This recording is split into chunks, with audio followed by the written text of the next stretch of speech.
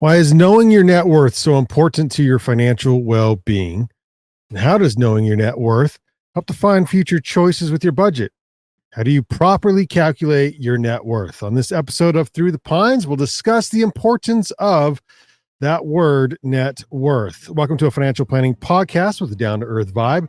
Sasquatch listens while carving pumpkins. It's that time of the year. This is Through the Pines. Our advisors for this episode, we welcome back in the studio Rex right here and Brandyn dialing in remotely. So thanks so much, you guys, for dialing in from your place of work, I guess. And they are very important because they're the 2023 and 2024 Forbes Best in State Wealth Management Teams for Utah, along with the Advisor Hub's fastest growing advisors to watch under $1 billion and the receivers of the Ameriprise Client Experience Award. So they know exactly what they are doing when it comes to financial planning.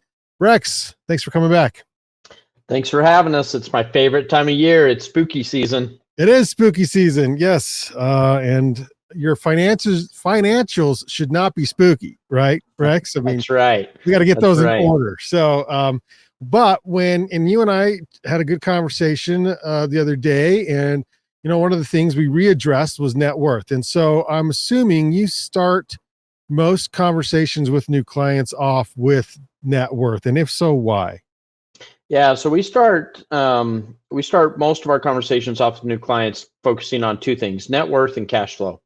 Okay. And so we want to start with net worth primarily because it's just a good point in time evaluation of where you're at. It's not right, wrong, or indifferent. It's just where you're at today, and that's our starting point. And so it helps us understand what assets you have, what debt you might have, different things like that on the net worth side. And that's just such a critical number for everybody to know and to track over their lifetime.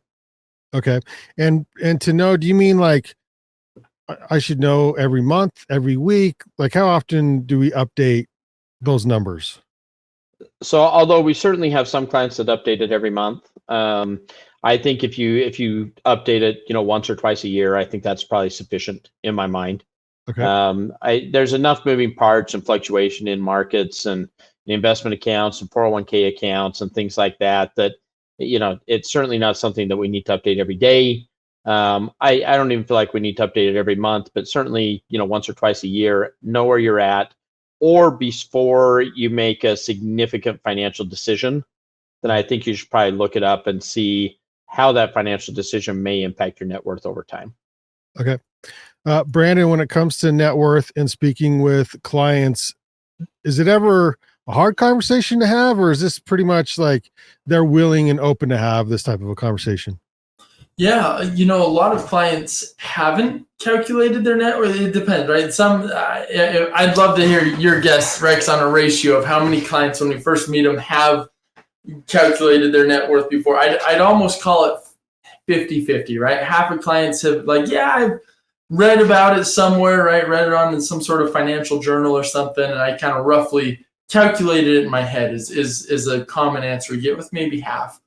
And the other half often have never heard of it at all. And so during that first meeting, we'll help build that net worth statement out. We'll go and we'll collect data, all where their accounts are at, where debts are at, other tangible assets like real estate, homes, vehicles, things like that. And we'll help them calculate their net worth, which is calculated by adding up all of your assets, both tangible and investment accounts and finance accounts, subtract off all of your debts. So maybe mortgage on a house, car loans, student loans, credit card, any other debt subtracted off of that. And whatever's left over, that's your net worth. That is how much, if you sold everything today, paid off all your debts, how much you're worth. And I think that number is really important to know for two reasons. First of all, it is probably the single best indicator of your progression towards building wealth. But then secondly, it helps us understand, your net worth, ultimately, every piece of your net worth should be serving you in some way. If your net worth's all wrapped up in like your home, right? Well, that's providing you a place to live. If it's wrapped up in vehicles, it should be providing you transportation, right? If it's wrapped up in toys, that should bring you joy. If it's wrapped up in investment accounts, it should bring you, recurring income. But ultimately, building that net worth is what allows people to become financially free and retire, whether that's at 65 or 55 or whenever that is. You answered a lot of questions in just one question there, Brandon. So thank you. So I'm going to introduce, and the reason this is why I want to talk about this subject is because it's a soccer analogy here with my son, who recently started playing and learning how to play soccer. And immediately the coach said, the best thing that the kids could do is learn how to juggle. And my son's only 10. And so a friend of mine has a son who's played soccer fairly competitively for some time. He's a senior in high school. And so I asked him, I said, how come, like, to me, I don't know how that translates. So why is learning to juggle the soccer ball so important? He's like, oh no, it's the foundation, because if you can do that, then you have better touch on the ball, and that leads into everything else. And so I thought, okay, well, it's the foundation. Sounds important. We'll learn how to juggle. And then when it comes to financial planning, if the foundation is knowing your net worth, it must be important. So Rex, that's why I wanted to address it today. And Brandon gave his 2 examples of why he thinks it's important, but why do you feel it's so important that when starting out with clients, this is something they should know? Well, I think there's a number of reasons as to why it's such a strong foundation, and why it should be a foundation of any financial plan and most people's financial lives, is because the thing about the net worth is it helps you understand and helps us understand how much money you have liquid or available, how much you have illiquid, how much you have tied up in retirement accounts that may have penalties or different things that may be assessed if you access them at different points in time.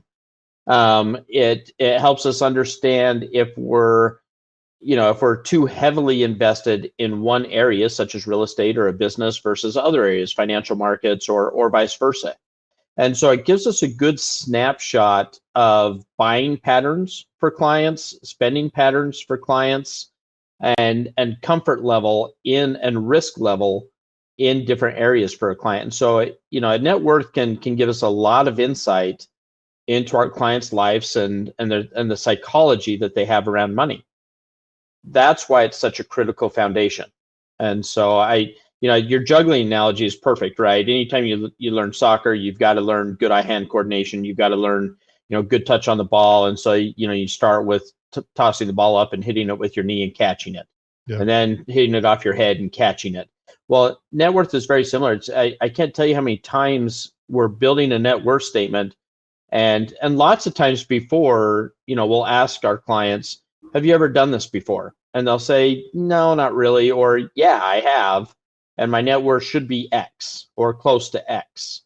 And we'll go through, and it's amazing how often as we go through it, they're like, oh, I forgot to add this in. Or, oh, I forgot about that I owe this over here. Or some part of that net worth that they've kind of just mentally checked out and haven't included.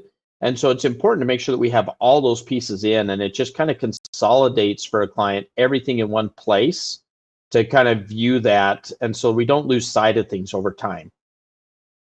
Well, let's talk about that. So I have on here how to calculate your net worth, and Brandon's already mentioned it. It's assets minus liabilities equals your net worth. But what do you count as assets? So for a long time, I was confused about a home. It's like, yeah, I have a house and it's worth 400, but in order to get the money out of it, I have to sell it. And so do I count it as far as net worth goes?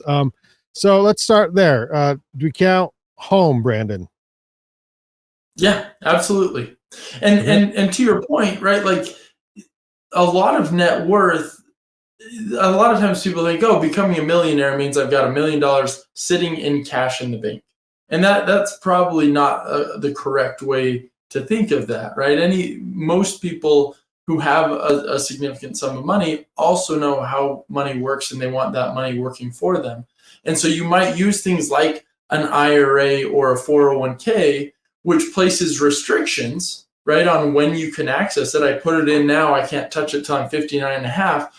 Well, why would I do that if I can't get to it? Well, I do it because it's actually going to grow a little bit more tax efficiently in those accounts, or it can give me a tax deduction. And so understanding your net worth can help you really make sense of a lot of questions, right? How does paying off debt affect my net worth? Well, it grows it, right? If I reduce the liabilities that's taken away from my net worth, then I inherently understand how much debt is inhibiting my long-term net worth growth. Right. Okay, so we have your house and maybe other real estate that's out there. We also have automobiles. Do you count automobiles? Absolutely. Yeah. So Okay. lots of times we break these assets and things into different categories, Brandon. And so and every advisor probably does this slightly differently. And I don't think there's necessarily a right or a wrong way. Although I like my way and I think it's the best. No, I'm just kidding. But so when we talk about house and we talk about vehicles and things like that, we refer to those as kind of lifestyle assets. That those are tied into our lifestyle. And then when we're talking about checking accounts, savings accounts, non-retirement investment accounts, we typically refer to those as non-qualified, non-tax qualified assets. And then we break it down into qualified or tax qualified or retirement assets, which would be your 401ks, your IRAs, your Roth IRAs, things like that. And then you have your liabilities or your debts would be the negative side, taking away from your net worth. Mm-hmm. And so for the most part, we categorize most things into kind of those, kind of big four categories, if you will. And then you can break it down even smaller into businesses or real estate or, all these other subcategories if you want. But that's kind of how we look at it. Okay. Well, is it preferred to have a balance? In other words, if someone has a big home, a lot of money in their home, a lot of money in jewelry, watches, automobiles, but maybe not a lot of money in investments and in the bank account, but their net worth is high because of all the money that's tied up, like you said, in that other category, is that not preferred to do it that way? So I think it can be dangerous, right? Because you have a lot of things tied up, a lot of your money, a lot of your assets tied up in illiquid investments. And so in business, they call that a quick ratio or a current ratio, to where, how quickly can you access your cash? Can you access it in 3 days? And is that enough to cover your immediate debt payments and things like that? And so if all of it's tied up in these illiquid assets, whether it be jewelry or physical commodities, gold coins, silver bars, or your house or vehicles, and you've got $1,000 in a checking account, and so you may have a net worth of $2 million with $1,000 in a checking account. Your furnace goes out. What's your options? Your options are to take out debt or to fire sell something that's an asset, and it puts you in a very difficult situation. And so by having your net worth, it helps us spot potential concerns in advance, to kind of coach through that and say, hey, look, these are potential issues. Let's try and build up these different areas to make sure that your money is going to be used efficiently when we need to use your money. Have you seen, weighted net worths that are similar to that, Rex, where they're not like probably not quite that extreme, right? I mean, that's an extreme example, but absolutely, right? I absolutely have seen, matter of fact, one client, for example, we had maybe $30,000 in non-retirement funds, so checking, savings, regular investment account, in qualified money. And so they were under age 59 and a half. So in qualified money, we may have had $2 million, but they'd have to pay taxes and the 10% penalty to get to those qualified monies. And then they probably had another $1 million between the house, their RV, some toys and cars that were illiquid, right? And so if they had an emergency, like a major emergency, we only had 30 grand without penalties or some sort of problem of getting to it. And so we absolutely see situations like that with clients from time to time that we need to address, or we may see other extreme situations on extreme high net worth clients that have a very high. So a high net worth client is considered, for most people, it's considered 5 to 7 million or higher.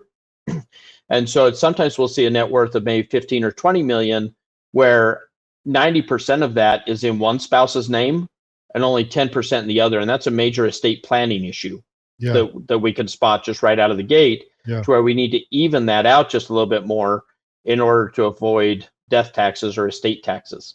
And so the net worth, again, it's a great foundation, a great starting point to where we can start to spot some of these issues and have good educational discussions about, why is it this way? And is there a path to getting it to be a little bit more stable? Brandyn, when you're talking with clients and you see maybe an unbalanced net worth, how do you go about, fixing that and maybe suggesting that they invest in certain ways or pay off certain debts or do some things that maybe help balance that net worth? Yeah, that's one of the benefits of doing financial planning. And like when we meet with clients at first, when we put together a net worth statement, is it allows us to know where they're at and spot, like Rex mentioned, spot the initial, hey, this all looks really, really good, but we've got some shortcomings, right? Maybe we have too little liquidity. And there's various things you can do, right? That your retirement liquidity, you'll take that into consideration when you're deciding, when do I take Social Security? Maybe you've got plenty of liquidity, right? You've got a ton of savings and you want more of a stable paycheck from Social Security. And since you got plenty, you'll defer your Social Security payment till later. And that makes sense, right? And that works. On the other hand, right, if you have $0 in retirement or very limited dollars in retirement, you're getting up to Social Security age, and like, do we defer this? And like, well, no, right? Maybe retirement's in 3 years, but you're over your full retirement age. Maybe we take Social Security. We don't have to pay the penalty, and we build up some extra liquidity.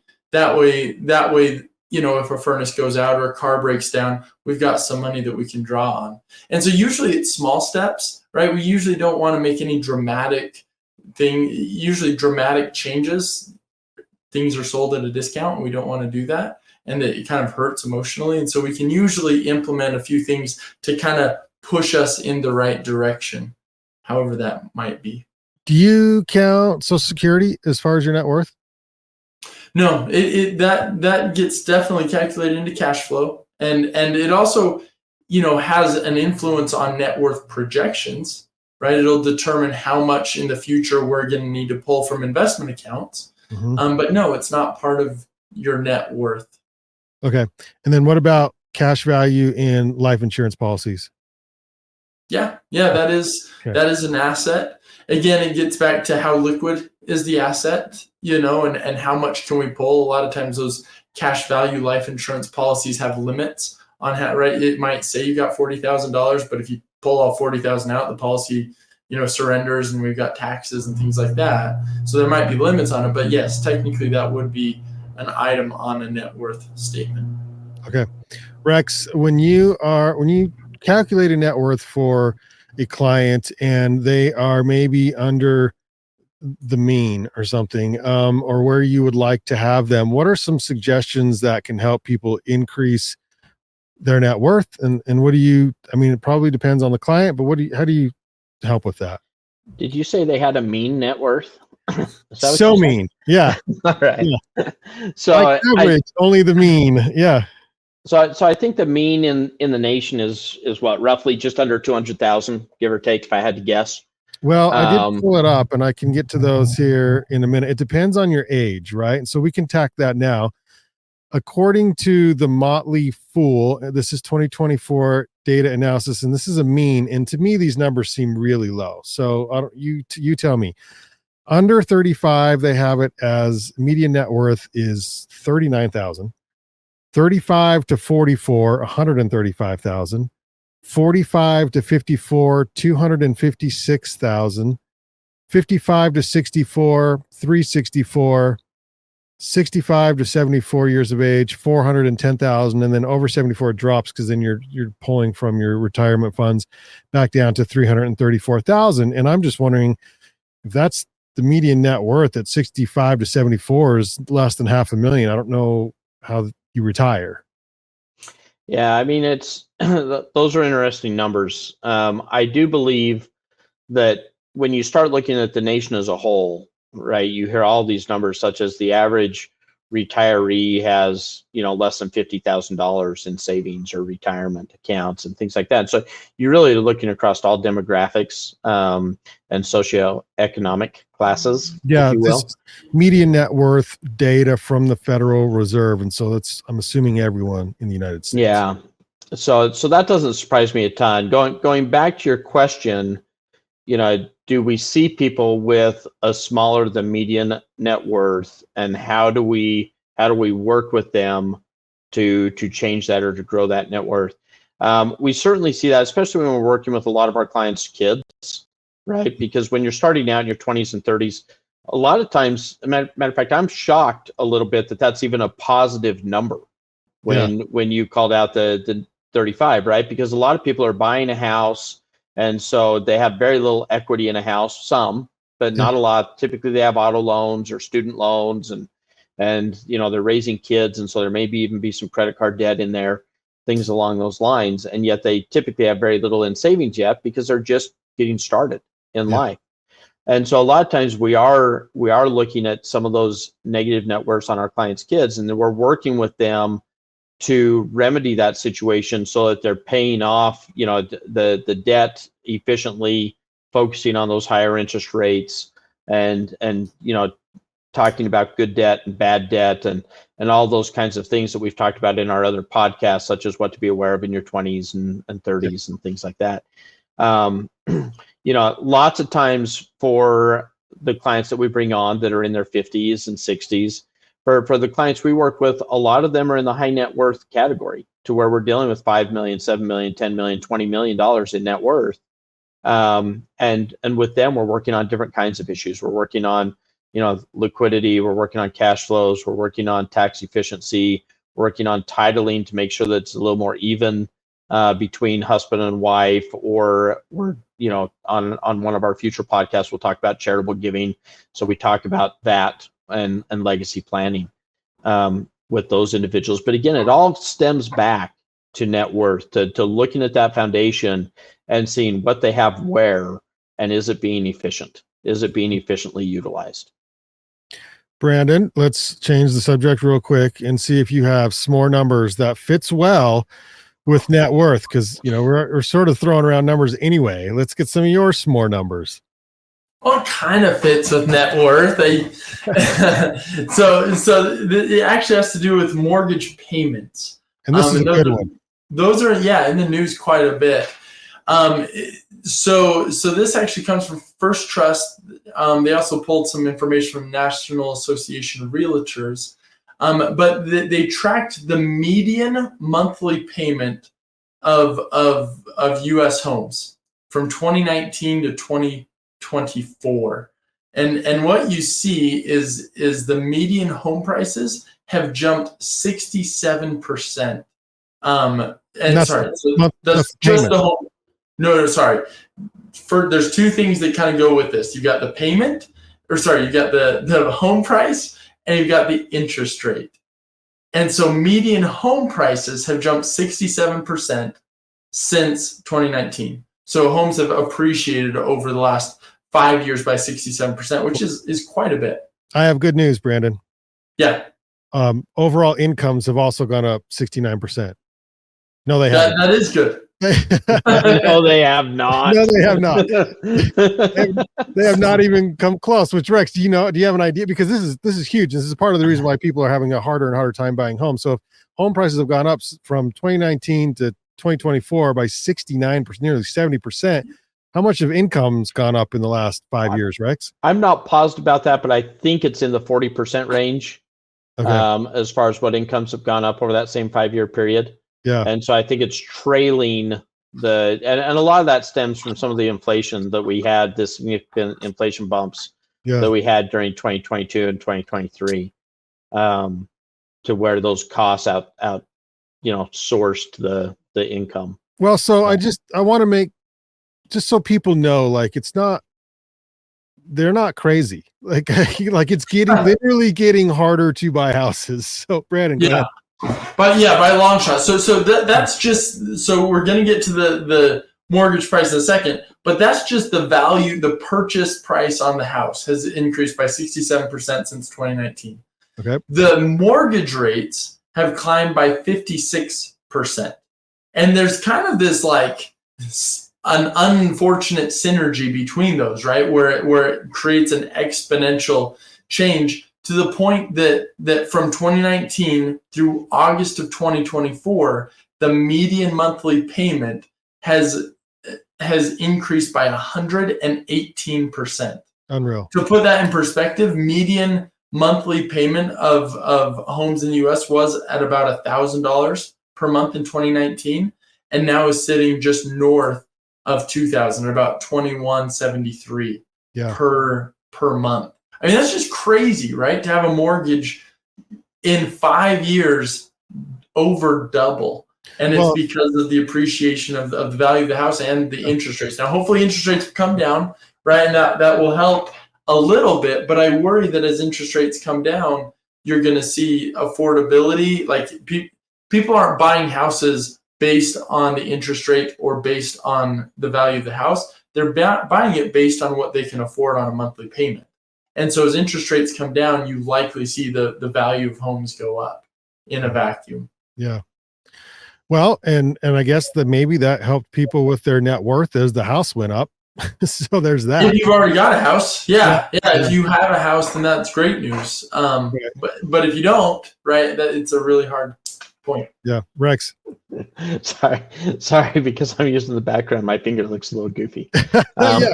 For those that are just listening to the podcast, it cuts off the top half of the finger. So it's worth to tune in to the YouTube channel just to watch. Well, one, our wonderful, beautiful faces, but two, Rex's. It is that time of year, so it's like a freaky finger because the background can't quite track what it's supposed to. It is. I think it's interesting when we talk about the affordability of mortgages.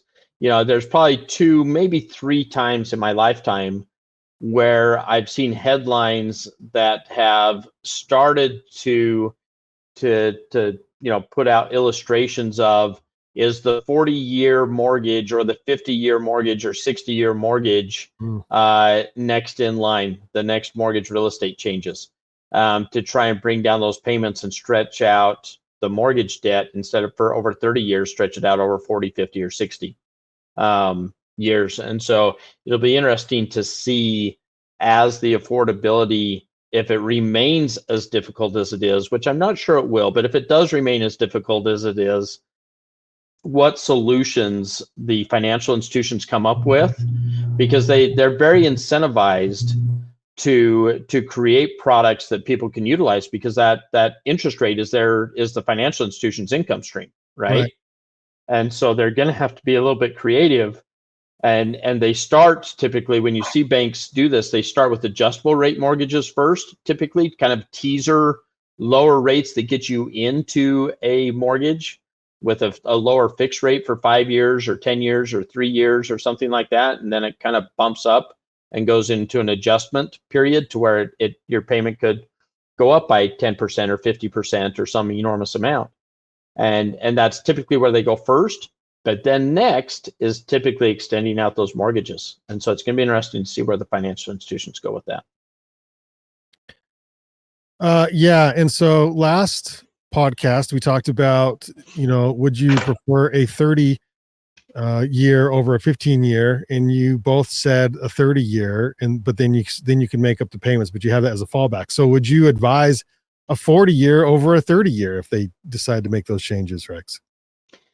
Probably. It would depend on the interest rate to some extent, but for the payment flexibility, if I would still calculate what I need to do to have it paid off in 15, but I may extend that out 40 years. It would depend on the interest rates and where we're at.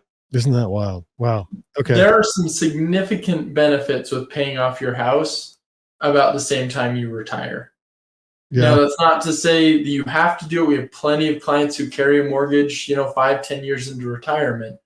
But man, it's beneficial if you can pay it off. And so that would be the concern, right? Mm-hmm. But ultimately, like Rex said, It comes down to interest rates. It comes down to how much you're paying in interest, whether that really makes a lot of sense or not. Very interesting. Okay, Rex, back to the net worth statements here, and maybe helping people increase their net worth. We have save money and invest more. Control your spending, and then finally increase revenue. So increase about the amount of money you make. Would you have any other suggestions on how to increase your net worth? Well, I think the obvious one is buy things that appreciate, not depreciate. Try and minimize those assets that depreciate. It's always interesting to me when people feel like they need a new car every 3 years or every 5 years. And that's not my personal bias, because cars go down in value. Typically they go down in value at the rate of about 10% per year. And so if you're losing 10% of that net worth, if you buy a new truck, and a new truck today may run $85,000 for a new nice, pick up a Ford 350 or something along those lines. And if that's going down by $8,000 a year or $10,000 a year, that's going to negatively impact that net worth. Whereas if you pick up a truck for maybe $20,000, and I understand that you're going to have repairs, I understand that you have different issues that you have to balance out, but the depreciation effect on your net worth typically is going to end up being lower. And so you want to buy assets that either depreciate slower or assets that are going to actually appreciate over time, like your house or like other, jewelry or art or different kinds of things along those lines. This is why Rex will only buy Jeep brands, because they increase in value over time. All right. Short story on that. We ended up picking up a Jeep for about $5,000 for one of my sons that he could drive around in high school. And so it wasn't his. I don't buy my kids vehicles, but it was my vehicle, but they could use it as long as they were, getting good grades and doing the right things. Okay. Interesting. So you bought it for you, but then let him drive it. Okay. Right. And so he's driving. So we bought it for $5,000. 4 years later, he gets in an accident. Somebody hits him, broadsides him, rolls the Jeep. Son is fine. Thank you for asking. And but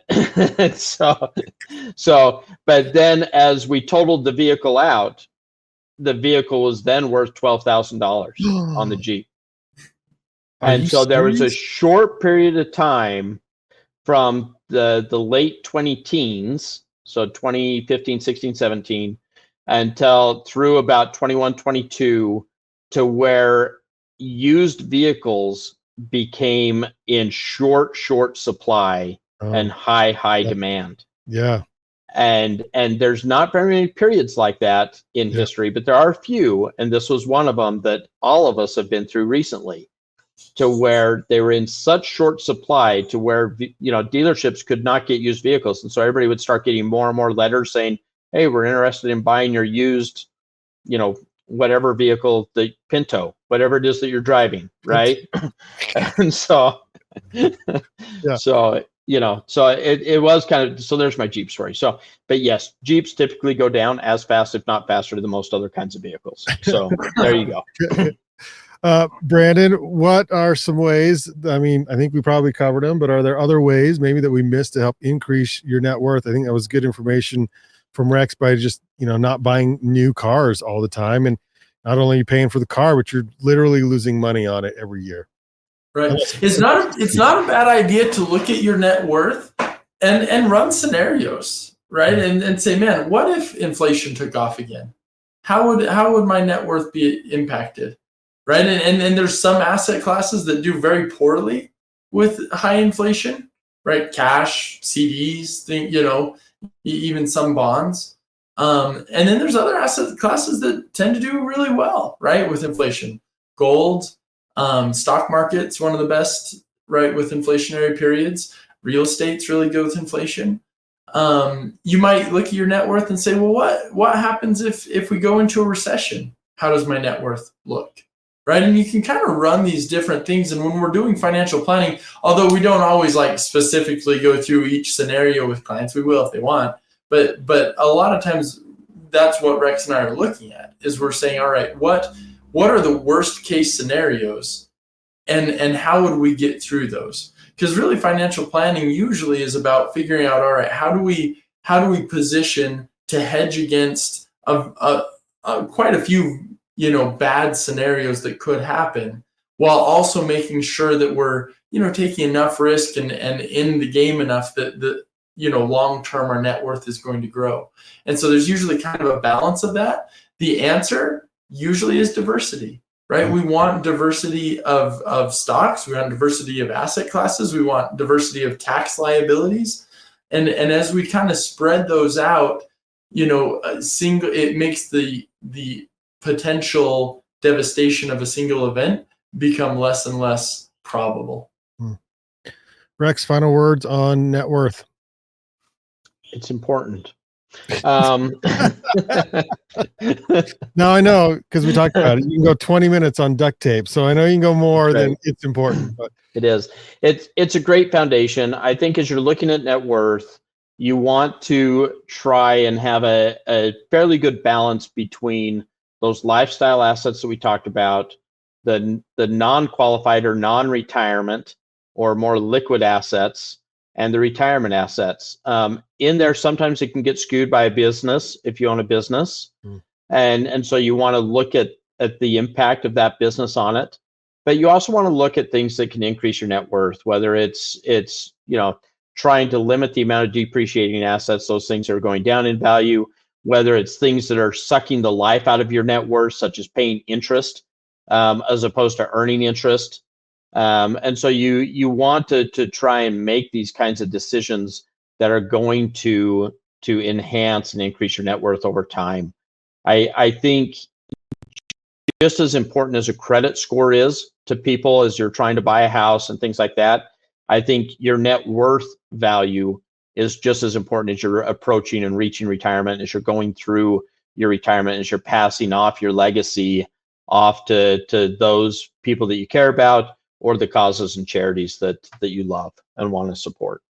I like that, Rex. We need shirts that say something like, make your net worth as important as your credit score. That's really, maybe really something a little more catchy that rolls off the I don't know. I think that would take off. Make your net worth as important as your credit score. I think the line to buy those shirts. Yeah. Right. Okay. Well, maybe that'll be a Through the Pines only. You can get those through us, and then we'll try and, like you said, make it a little shorter. I don't know. That would be the worst T-shirt I've ever heard of. Like, tell us in the comments. Let us know your thoughts in the comments. Right? Yeah, I agree. So it's like net worth equal to credit score or something. I mean, but we should talk about it more. In other words, so thank you, Rex and Brandyn with planwithbaxter.com. Please visit planwithbaxter.com to chat with Rex or Brandyn about your net worth and make sure it's balanced, or you can figure out if you're on track, or if you have any questions concerning your net worth, please visit planwithbaxter.com. This podcast was produced by the Banyan Collective, recorded in our camp trailer right here, located inside the Monarch building. And if you found value in this podcast, you can consider supporting us by giving us all of your net worth at buymeacoffee.com/Banyan Media. You can subscribe and give us like $5 a month or something, and that would really help us out. We would appreciate it. Again, buymeacoffee.com/Banyan Media. That's how we make money. Or you can watch and subscribe to us on YouTube, Through the Pines. It's at Through the Pines. You can like us on our Facebook page, Pines Podcast, and our Instagram, Pines_podcast. Yes, I believe they are all different, just to confuse the heck out of you while you're trying to find us. But please do find us, follow us, subscribe, and watch us on YouTube so you can see our wonderful, beautiful faces. This has been Through the Pines, reminding you to use yesterday's dollars to finance tomorrow's dreams.